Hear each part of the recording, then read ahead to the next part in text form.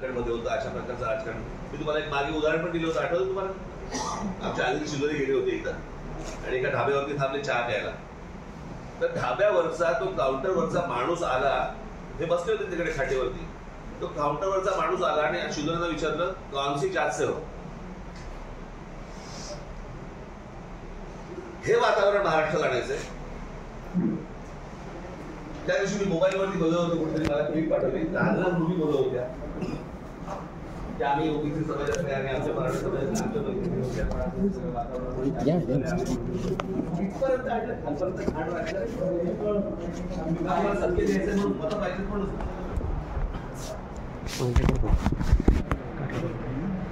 शरद पवारांकडे आज वयाचा माणूस असता दिसला महाराष्ट्रात पवारांची भूमिका घ्यायला की जास्त जातीचं राजकारण महाराष्ट्रात पसंत करणार नाही, विद्वेष पसंत करणार नाही. तुम्ही सांगता नव्हते, तुम्ही सांगते महाराष्ट्र पण याचा राजकारणाचाच मुळात तुम्ही पहिल्यापासून केलं असतील. माझं तेच तर म्हणणं आहे ना की हे सगळे मिळून, परंतु या सगळ्या ह्याच्यामध्ये आता गेल्या लोकसभेनंतर जे सुरू झाले त्याच्यानंतर काय शरद पवारांची राष्ट्रवादी आणि उद्धव ठाकरेंचा काय जो असेल ते ज्या हिरिरीने बनवले विष पसरवायला ते जर जास्तीच आहे.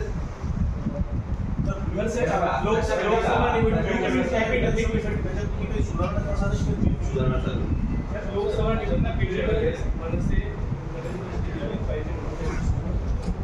विधानसभेला तुम्ही महाराष्ट्रभर दौरा करताय, मग महाराष्ट्रात आपल्याला एकनाथ शिंदे, फडणवीस, अजित पवार नको? प्रश्न असा आहे ना, काय तीन लोकांची एक कंपनी आहे, त्यांचे स्टेट ठरलेली तू चौथा पार्टनर घेणार.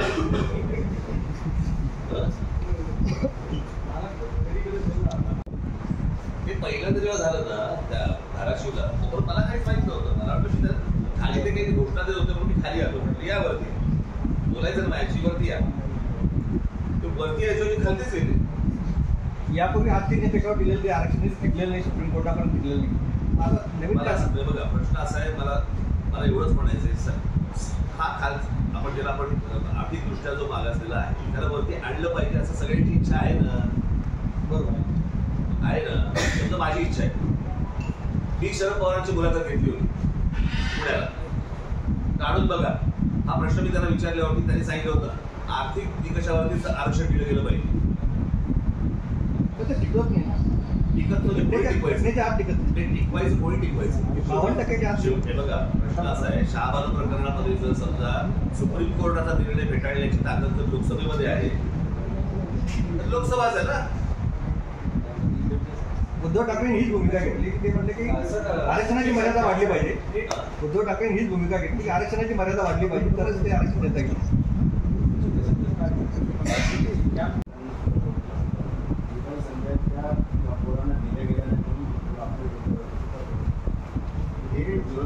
समजून सुद्धा न समजण्याची भूमिका घेतली.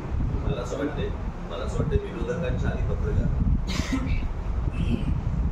मराठा समाज ज्याला आरक्षणाला राष्ट्रांचा विरोध म्हणजे बातमी पुढे लावली, तिथून पुढे गेलं ना सगळं प्रकरण. राज ठाकरे विरुद्ध मराठा समाज ह्या बातम्या पुढे लावल्या. म्हणजे पहिल्या बातम्या इथून आल्या, बरोबर आहे. आणि मग बातम्या आल्यावरती ज्यांना जे हवं होतं किंवा ज्यांनी जर सांगितलं होतं त्याप्रमाणे त्यांनी बातम्या लावल्या, ते समोर आलं, उघड झालं. म्हणजे मला एका गोष्टीचं समाधान आहे या अख्ख्या दौऱ्यामध्ये की ह्यांचं नेमकं काय चाललंय हे किमान उघड झालं. आणि ह्याच्या पुढे ते काय करणार आहेत ना हे आता लोकांना कळेल. त्याच्यात 3 पत्रकार सापडले ना.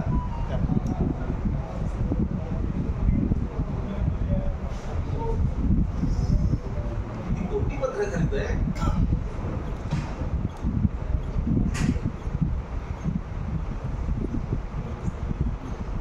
मला असं वाटतं की मी हा सगळा दौरा पूर्ण करून मी आता मुंबईला जाईल. 20 तारखेला माझा विदर्भाचा दौरा सुरू होईल. बघू काय विघ्न आणतात ते, विघ्न त्यांच्या वेळात कशी घालता येतील ते आम्ही बघू.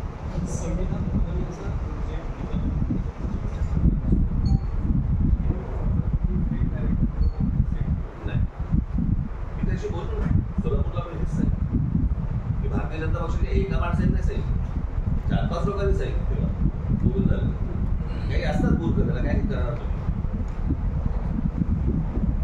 पण ती गोष्ट त्यांना शेवटपर्यंत बोलता नाही आली. तुम्हाला आठवत असेल शिवतीर्थावरचं शिवविभागावरचं माझं भाषणामध्ये मी तेव्हा पण ते बोललो होतो की संविधान बदलणार नाही हे तुम्ही स्पष्ट करा. आठवतं तुम्हाला त्या भाषणामध्ये सांगितलं होतं. ते शक्य नाही झालं. त्यांनी पत्रक काढले, पत्रक की आमच्या उद्योगामध्ये महाराष्ट्रीयन लोक आम्ही घेणार नाही. त्याची हिंमत कशी होती?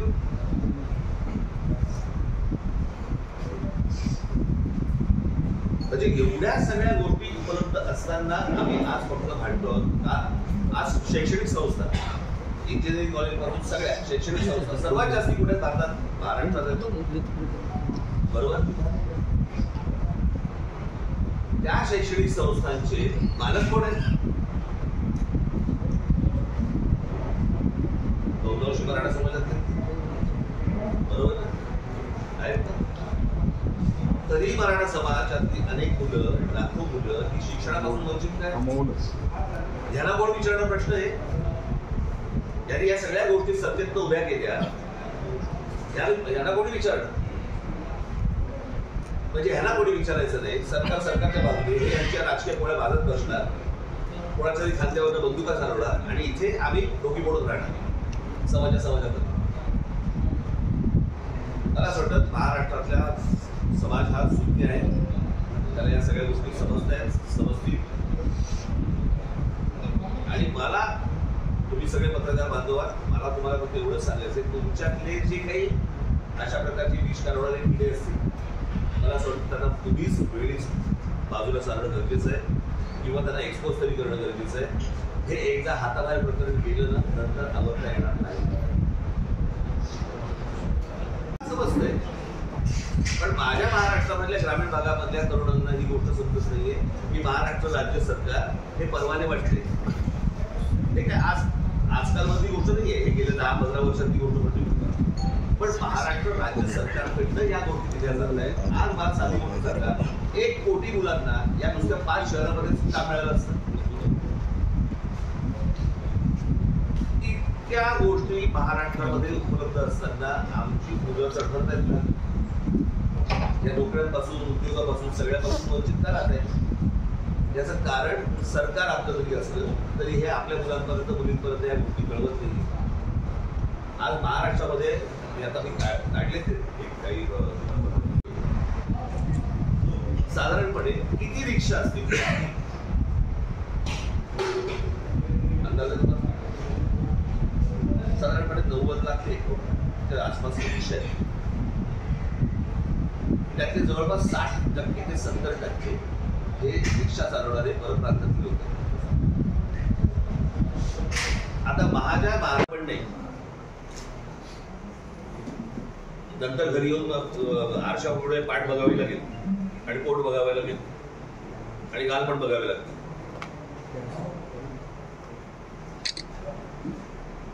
अत्यंत चिखल करून ठेवला या सगळ्या अख्ख्या राजकारणाचा या लोकांनी.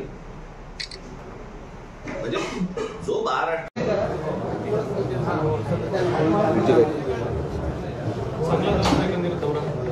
तुमचं काय कमर्शियल चालू आहे तसं मला कळलं. हां म्हणजे तुमचं झालं की सांगा मला. नाही रे, मला आता सांगितलं काहीतरी तर कमर्शियल चालू आहेत. 1.5 ते 2 कमर्शियल जरी असले तर तुम्हाला घेणार.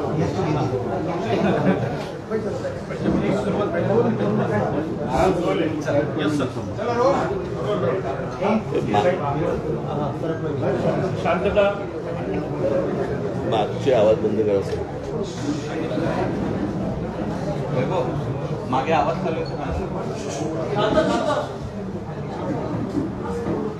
मागे तुम्ही इकडे रे, इकडे सगळे थांबून. अरे त्यांना दिसत नाही म्हणून ह्याला इथे आणलं, तू मध्ये येतो. हां काय म्हणा तू?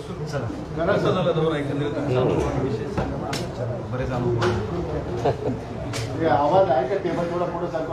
Okay okay okay.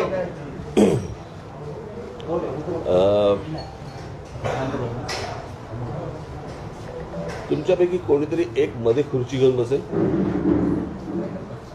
नाही म्हणजे काय होईल, मला बोलताना बरं पडेल. नाहीतर काय होतं, माझं कोण प्रश्न विचारतो ना तिकडे माझं लक्ष जातं. काय प्रॉब्लेम नाही सिद्धार्थ माझ्याकडे बघा पाहिजे. कॅमेरा फ्रेंडली आहे, कॅमेराबरोबर तुमचा संवाद चांगला असतो. सोलापूरपासून मी या दौऱ्याला सुरुवात केली. एक साधारणपणे 3.5 महिन्यावरती विधानसभेच्या निवडणुका दिवाळीनंतर होतील असं चिन्ह आहे,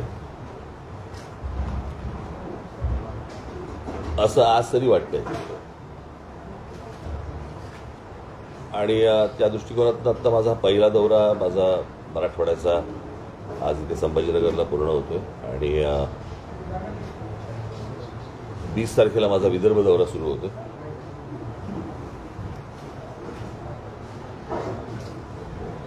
तुमच्याकडे काही बातम्या आल्या की मी दौरा आवरता घेतला वगैरे. कुठला आवरता घेतला मला कळलेलं नाही अजूनपर्यंत, कारण माझा दौरा पूर्ण झाला. मध्ये ज्या काही गॅप्स होत्या त्या मी उदाहरणार्थ हिंगोलीला मी राहणार होतो, हिंगोलीला राहायच्याऐवजी मी तिथून कव्हर करून परभणीला आलो वगैरे असं. तर ते आज हा दौरा पूर्ण होतोय माझा. सोलापूरपासून या गोष्टीला सुरुवात झाली आणि गेले अनेक दिवस मराठवाड्यामधलं वातावरण आणि मराठवाड्यामधलं एकूण राजकारण याविषयी पाहत होतो, ऐकत होतो आणि त्याची प्रचितीही आली.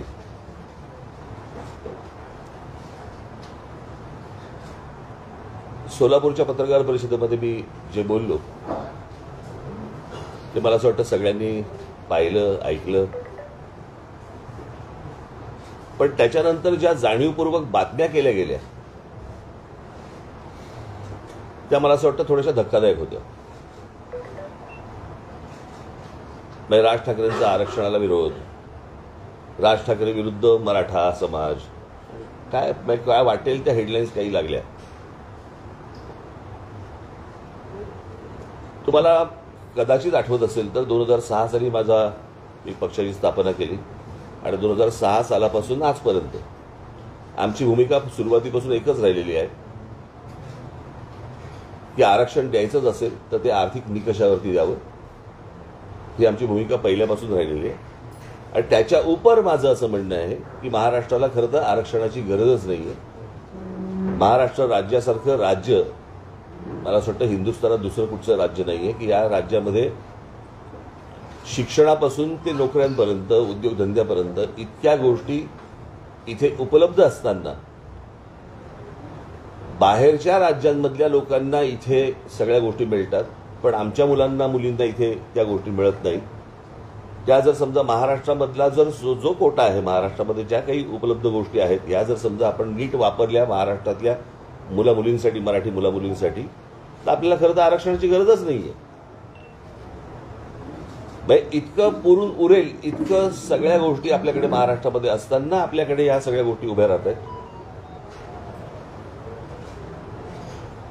आणि मला असं वाटतं ज्यावेळेला बाबासाहेब आंबेडकर, त्यांच्याही अगोदर मला असं वाटतं ज्योतिराव फुले, त्याच्या अगोदर शाहू महाराज, खरं तर आरक्षण ही गोष्ट किंवा अशा प्रकारे दुर्बल घटकांना अशा प्रकारे काही गोष्टी द्याव्यात हे खरं तर शाहू महाराजांनी तेव्हाच सांगितलं आणि त्याच्यानंतर हे सगळं पुढे सुरू झालं.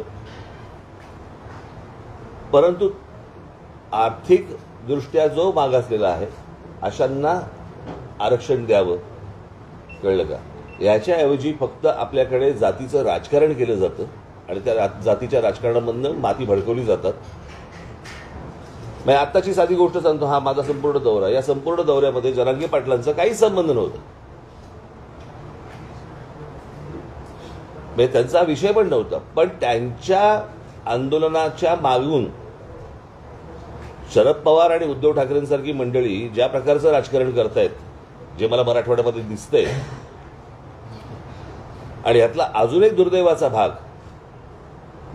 की या मराठवाड्यामधले काही पत्रकार या सगळ्या गोष्टींसाठी म्हणून इन्व्हॉल्व्ह झालेले आहेत. म्हणजे मला त्यांची नावंही माहिती आहेत, मला कळलं का? ती योग्य ठिकाणी जातीलही, त्याच्या इन्क्वायऱ्या सुरू पण होतील.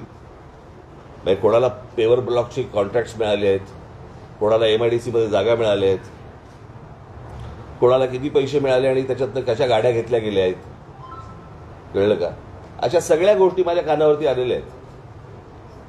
म्हणजे मी ज्या वेळेला ह्याला होतो, धाराशिवला होतो, त्यावेळेला धाराशिवला मला काही लोक भेटायला तिकडे ते बाहेर सगळे आले होते.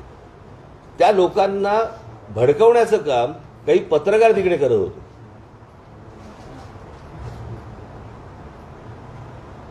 मी ज्यावेळेला त्याला सांगितलं की तुम्ही वरती या, त्यावेळेला नाही चला खालती चला खालती चला हे सांगणारे पत्रकार होते.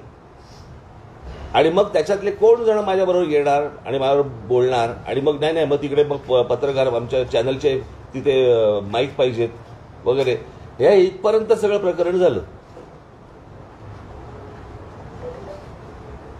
त्यातले जे 2 जण होते ते पूर्वीचे असं म्हणतात, ते म्हणत होते की पूर्वीचे आम्ही शरद पवारांच्या जवळचे, त्याचे फोटोही आहेत. आता पूर्वीचे तुतारी बरोबर पूर्वीचे फोटो कसे असतात हे मला कळलेलं नाही.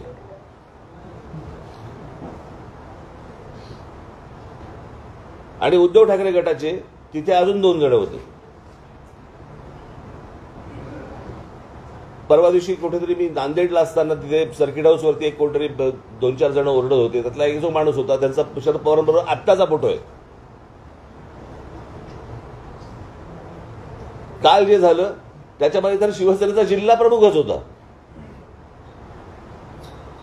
म्हणजे या सगळ्या गोष्टींशी हे सगळं अख्खं काय झालंय, लोक की संविधान बदलणार या सगळ्या गोष्टींसाठी. आता संविधान बदलणार हे भाजपचाच माणूस बोलला होता ना, इतर कोणी नरेटिव्ह केलेलंच नव्हतं. पण ते जे लोक भडकले होते ते मतदान या सगळ्या लोकांना झालं इथे. त्यांना असं वाटते की ते त्यांच्या प्रेमाखातर झालंय, ते त्यांच्या प्रेमाखातर नाही झालंय. आणि त्यांना असं वाटतंय की येणाऱ्या विधानसभेला देखील त्याच प्रकारची खेळी खेळावी. आणि याच्यासाठी आता काल तो शिवसेनेचा कोण तो जिल्हा प्रमुख ज्याला आमच्या पोरांनी मारला, नशीब पोलीसमध्ये पडले. प्रश्न असा आहे, तो ओरडत गेला 1 मराठा लाख मराठा. म्हणजे काय, तर ह्यांना दाखवायचं की हे जरांगे पाटलांचं आहे. पण त्यांच्या आडून ह्यांचं विधानसभेचं राजकारण सुरू आहे हे मला असं वाटतं लोकांसमोर येणं गरजेचं आहे. मराठा बांधव असतील, भगिनी असतील, ओबीसी समाजातले बांधव असतील, भगिनी असतील, इतर समाजातले लोक असतील, ह्यांनी ही गोष्ट नीट समजून घेतली पाहिजे. शरद पवारांसारखा आज 82-83 वर्षाचा माणूस आज महाराष्ट्रामध्ये स्टेटमेंट करतो की महाराष्ट्रामध्ये मणिपूर होईल. म्हणजे या लोकांनी मणिपूर होऊ नये याच्यासाठी चिंता व्हायली पाहिजे. ते म्हणतात की मणिपूर होईल म्हणजे ह्यांच्या डोक्यात काय चालू आहे हे तुमच्या लक्षात येईल. पुढच्या 3-3.5 महिन्यामध्ये ह्यांना जेवढे काही दंगली घडवता येतील आणि जेवढ्या काही खास करून मराठवाड्यामध्ये जेवढ्या काही गोष्टी यांना घडवायच्या तेवढ्या घडवण्यासाठी म्हणून यांचे सगळे प्रयत्न सुरू आहेत. तुम्ही जर समजा शरद पवारांचं, मी माझ्या जाहीर सभेमध्ये पण सांगितलं होतं, शरद पवारांचं जर राजकारण तुम्ही बघितलं तर हे गेलं ते सगळं जेम्स लेन प्रकरणापासून यांनी सगळं सुरुवात केली आणि ते स्टेप बाय स्टेप एक जात झाली. कसं होतं, जातीबद्दल प्रेम हे वर्षानुवर्ष आहे.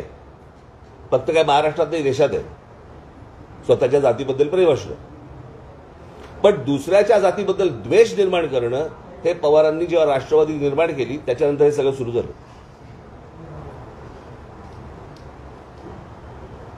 आज माझ्या दौऱ्यामध्ये या लोकांनी अडथळे आणण्याचे प्रयत्न केले. उद्या जर माझं मोहळ उठलं ना, त्यांना निवडणुकीला एकही सभा पण घेता येणार नाही. त्यांनी माझ्या वाट्याला जाऊ नये या लोकांनी, कळलं का? मी एकदा मागे म्हटलं होतं की यांच्याकडे प्रस्तावित आहेत, माझ्याकडे विस्थापित आहेत.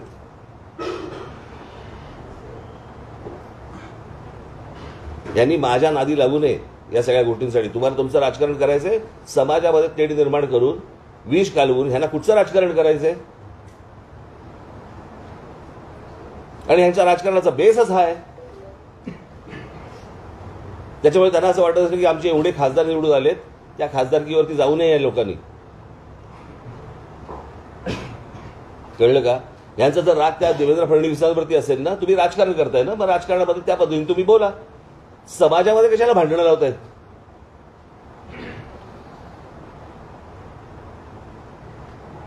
बरं, विषय आरक्षणाचा आहे ना.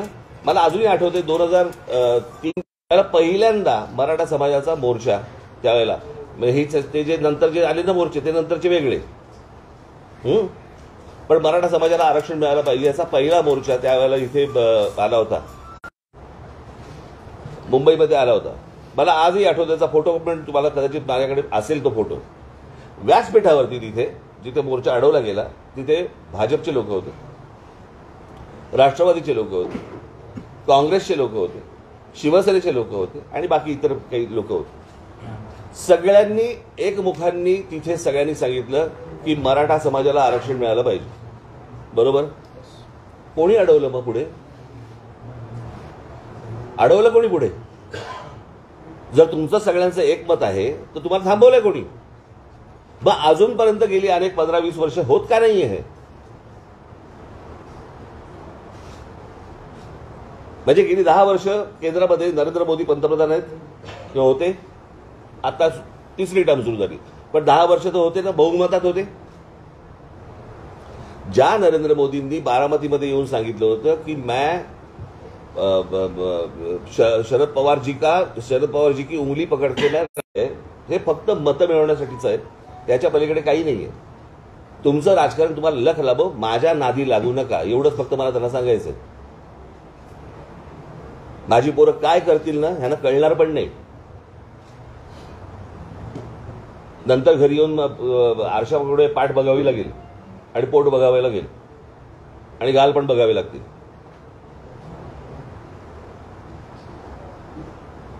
अत्यंत चिखल करून ठेवला या सगळ्या अख्ख्या राजकारणाचा या लोकांनी. म्हणजे जो महाराष्ट्र या देशाला दिशादर्शक होता, आपण म्हणायचो की बाबा हे या प्रकारचं जातीचं राजकारण हे उत्तर प्रदेशमध्ये होतं, बिहारमध्ये होतं, बाकी झारखंडमध्ये होतं, अशा प्रकारचं राजकारण. मी तुम्हाला एक मागे उदाहरण पण दिलं होतं, आठवतं तुम्हाला? आमचे अनिल शिदोरे गेले होते एकदा आणि एका धाब्यावरती थांबले चहा प्यायला. तर धाब्यावरचा तो काउंटरवरचा माणूस आला, हे बसले होते तिकडे खाटेवरती, तो काउंटरवरचा माणूस आला आणि शिदोरेनं विचारलं कौन सी जात से हो. हे वातावरण महाराष्ट्रात आणायचंय. त्या दिवशी मी मोबाईलवरती बघत होतो, कुठेतरी मला क्लिप पाठवली, लहान लहान मुली बोलत होत्या की आम्ही ओबीसी समाजातल्या आणि आमच्या मराठा समाजातल्या आमच्या मैत्रिणी होत्या, पण आता हे सगळ्या वातावरणामुळे त्या दूर झाल्या, आम्ही पण दूर झालो. इथपर्यंत आणलं, खालपर्यंत घाण राजकारण का? तुम्हाला सत्य द्यायचंय म्हणून, मतं पाहिजेत म्हणून.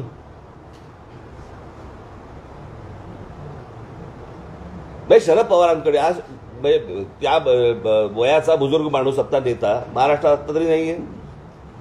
पवारांनी भूमिका घ्यायला पाहिजे की हे असलं जातीचं राजकारण महाराष्ट्रात पसरता कामा नये, विद्वेष पसरता कामा नये. तुम्हीच हातभार लावताय त्याला, तुम्हीच सांगताय महाराष्ट्राचा मणिपूर होईल. पण ह्याचं राजकारणच मुळात तुम्ही पहिल्यापासून जर बघितलं ते फक्त जातीमध्ये विद्वेष पसरून या सगळ्या गोष्टी करायच्या, याच्या पलीकडे ह्याचं दुसरं राजकारण नाहीये. माझी फक्त मराठा समाजातल्या बांधवांना भगिनींना माझी विनंती आहे, ओबीसी समाजातल्या आहे, इतर समाजातल्या आहे, दलित बांधवांमधल्या तिथे पण आहे, ह्यांच्या नादी लागू नका. निवडणुका येतील, निवडणुका जातील, परंतु ही जखम बरी होणार नाही. हे सतत त्याच्यावरती मीठ टाकत राहतील. मी अनेकदा सांगत आलो, अरे एक आपण उदाहरण म्हणून पकडूया. मी मगाशी जे बोललो तुम्हाला, महाराष्ट्रासारखं सक्षम राज्य, याच्यामध्ये उद्योगधंदेचा हा भाग आहेच. एक तुम्हाला उदाहरण म्हणून सांगतो. उदाहरण तुम्हाला आठवत असेल, मागे रेल्वेचं आंदोलन झालं होतं, आठवतं ना? की नोकर भरती होती महाराष्ट्रामध्ये आणि त्याच्या जाहिराती होता युपी बिहारच्या वर्तमानपत्रांमध्ये. महाराष्ट्रामध्ये जाहिरातीच नव्हत्या, कोणाला माहितीच नव्हतं. हे आम्हाला कळल्यानंतर हे सगळं सुरू झालं.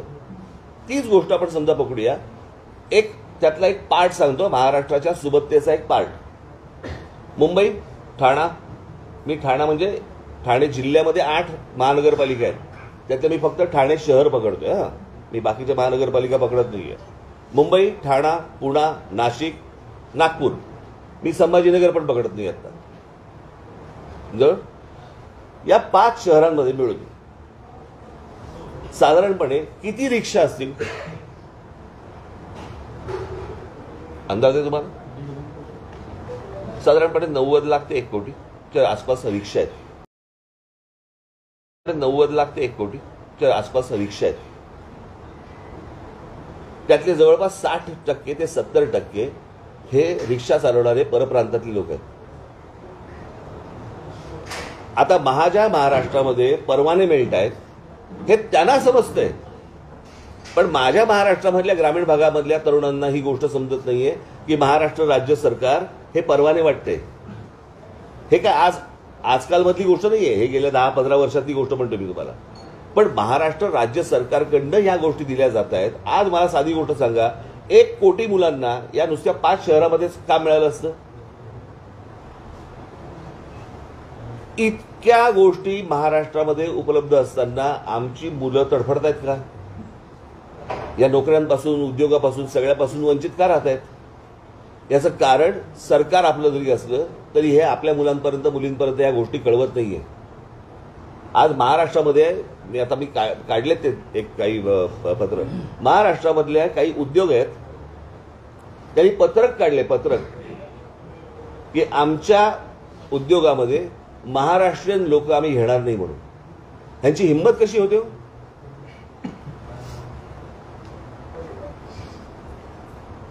म्हणजे एवढ्या सगळ्या गोष्टी उपलब्ध असताना आम्ही आज फक्त भांडतो का?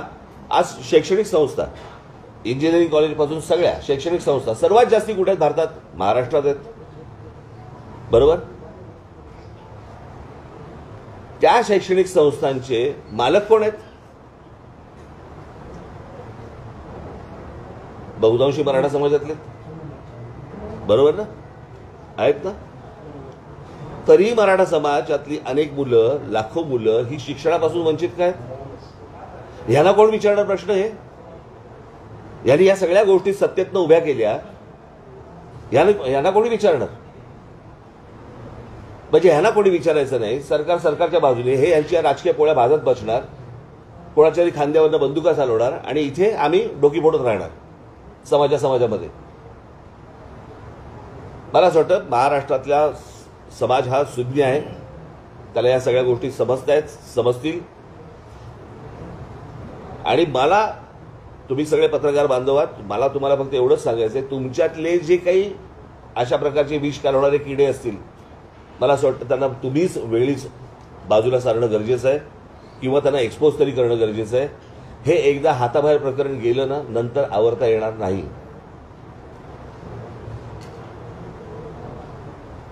म्हणजे कालचा जो प्रसंग झाला तुमच्या ह्याच्यातला, कुठला? बीडला, त्याच्यात 3 पत्रकार सापडले तर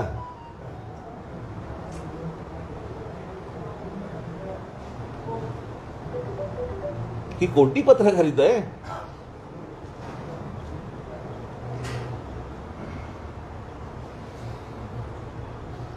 सो मला असं वाटतं की मी हा सगळा दौरा पूर्ण करून मी आता मुंबईला जाईन. 20 तारखेला माझा विदर्भाचा दौरा सुरू होईल. बघू काय विघ्न आणतात ते, आणि ते विघ्न त्यांच्या गळ्यात कशी घालता येतील ते आम्ही पाहू. संविधान बदलण्याचा जे मुद्दा तुम्ही मांडता ते भाजपच्या खासदारांनी सुरुवातीला होतो. भाजपवाले तर म्हणतात ही फेक नॅरेटिव्ह विरोधकांनी सेट केली. नाही, मी त्याशी बोललो ना, सोलापूरला पण हेच सांगितलं की भारतीय जनता पक्षाच्या एका माणसाने नाही सांगितलं, 4-5 लोकांनी सांगितलं. तेव्हा बोलून झाले ते. काही असतात मूर्ख, त्याला काय करणार तुम्ही? पण ती गोष्ट त्यांना शेवटपर्यंत खोडता नाही आली. तुम्हाला आठवत असेल शिवतीर्थावरचं, शिवाजी पार्कवरचं माझं भाषणामध्ये मी तेव्हा पण हे बोललो होतो की संविधान बदलणार नाही, हे तुम्ही स्पष्ट करा. आठवतं तुम्हाला? मी त्या भाषणामध्ये सांगितलं होतं मी, पण ते शक्य नाही झालं त्याला. मराठा आरक्षणाबाबत आता सध्या मराठा आरक्षणाबाबत तुम्ही जे वक्तव्य केलंय ते महाराष्ट्राला समजलं नाही बहुतेक, आणि सर्व राजकारण्यांना सुद्धा बहुतेक ते कळलं नाही. जे काही संधी आहेत त्या या पोरांना दिल्या गेल्या नाही म्हणून हे पोरं आपले रोजगारासाठी तडफडतात. हे विरोधकांनी समजून सुद्धा न समजण्याची भूमिका घेतली. मला असं वाटतंय विरोधकांच्या आधी पत्रकार, मराठा समाजाला, आरक्षणाला राज ठाकरेंचा विरोध, ही पहिली बातमी कोणी लावली ना, तिथून पुढे गेलं ना सगळं प्रकरण. राज ठाकरे विरुद्ध मराठा समाज, ह्या बातम्या कोणी लावल्या? म्हणजे पहिल्या बातम्या इथून आल्या, बरोबर आहे. आणि मग बातम्या आल्यावरती ज्यांना जे हवं होतं किंवा ज्यांनी जे सांगितलं होतं त्याप्रमाणे त्यांनी बातम्या लावल्या, ते समोर आलं, उघड झालं. म्हणजे मला एका गोष्टीचं समाधान आहे या अख्ख्या दौऱ्यामध्ये की ह्यांचं नेमकं काय चाललंय हे किमान उघड झालं आणि ह्याच्या पुढे ते काय करणार आहेत ना हे आता लोकांना कळेल. तुम्हाला त्यांनी विरोध करणारे लोक मोर्चामध्ये आले, तुम्ही म्हणताय की ते राजकीय पक्षांचे पदाधिकारी होते. माझ्याकडे फोटो आहेत ना. असं असताना सुद्धा तुम्ही त्यांच्यासोबत चर्चेत तयारी दाखवली, त्यांच्याशी बोललात. तोपर्यंत मला माहित नव्हतं. ते पहिल्यांदा जेव्हा झालं ना त्या धाराशिवला तोपर्यंत मला काहीच माहित नव्हतं. मला वाटलं मी त्या खाली ते काही घोषणा देत होते म्हणून मी खाली आलो. म्हटलं या वरती बोलायचं ना माझ्याशी, वरती या. ते वरती यायच्या खालतीच गेले. यापूर्वी आर्थिक निकषावर दिलेले जे आरक्षण टिकलेले नाही, सुप्रीम कोर्टापर्यंत टिकलेले नाही. आता मला हे बघा प्रश्न असा आहे, मला एवढंच म्हणायचंय, हा खाल आपण ज्याला आपण आर्थिकदृष्ट्या जो मागासलेला आहे त्याला वरती आणलं पाहिजे असं सगळ्यांची इच्छा आहे ना. आहे ना. समजा माझी इच्छा आहे. मी शरद पवारांची मुलाखत घेतली होती पुण्याला. काढून बघा हा प्रश्न मी त्यांना विचारल्यावरती त्यांनी सांगितलं होतं आर्थिक निकषावरतीच आरक्षण दिलं गेलं पाहिजे. टिकत म्हणजे कोणी टिकवायचं नाही, टिकवायचं कोणी टिकवायचं. शेवटी हे बघा प्रश्न असा आहे, शहाबानू प्रकरणामध्ये जर समजा सुप्रीम कोर्टाचा निर्णय फेटाळण्याची ताकद जर लोकसभेमध्ये आहे तर लोकसभाच आहे ना. आणि आपल्याकडे ईडब्ल्यूएस आहे. उद्धव ठाकरे हीच भूमिका घेतली की ते म्हणले की सर, उद्धव ठाकरे हीच भूमिका घेतली की आरक्षणाची मर्यादा वाढली पाहिजे तरच ते आरक्षण देता येईल. तुमच्या त्याच्याबद्दल काय भूमिका? म्हणजे 50% कॅप जी आहे, मर्यादा 50% वाढवणं केंद्राच्या हातामधला हा निर्णय आहे. तर मला हे बघा मला असं वाटतं की खरी गरज कोणाला आहे ना ते पहिलं तपासणं गरजेचं आहे. कळलं का? हे तुम्ही टक्क्यात जाऊच नका. या टक्क्याला काय अर्थ आहे? निवडणुका आल्या की भाजपकडनं सातत्यानं आरक्षणाचे वादे केले जातात. धनगर आरक्षणाच्या बाबतीत सुद्धा त्यांनी असाच पद्धतीचा मागच्या निवडणुकीच्या आधी त्यांनी वादा दिला आणि त्यानंतर 5 वर्ष हा मुद्दा तसाच राहिला. भाजप सुद्धा या जातीय राजकारणाचा वापर करते असं वाटतं तुम्हाला? केलाच ना, त्यांनी पण केलंच की. माझं तेच तर म्हणणं आहे ना की हे सगळे मिळून, परंतु या सगळ्या ह्याच्यामध्ये आता गेल्या लोकसभेनंतर जे सुरू झालंय त्याच्यानंतर काय शरद पवारांची राष्ट्रवादी आणि उद्धव ठाकरेचा काय जो गट जो असेल तो हे ज्या हिरिरीने पुढे आलेत विष पसरवायला ते जर जास्तीच आहे.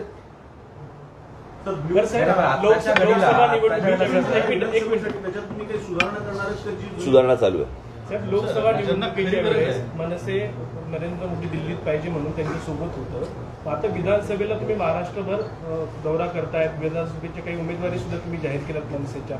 मग महाराष्ट्रात आपल्याला एकनाथ शिंदे, फडणवीस, अजित पवार नकोत का? प्रश्न असा आहे ना, काय आहे 3 लोकांची एक कंपनी आहे, त्यांचे स्टेक ठरलेले नाही आहेत.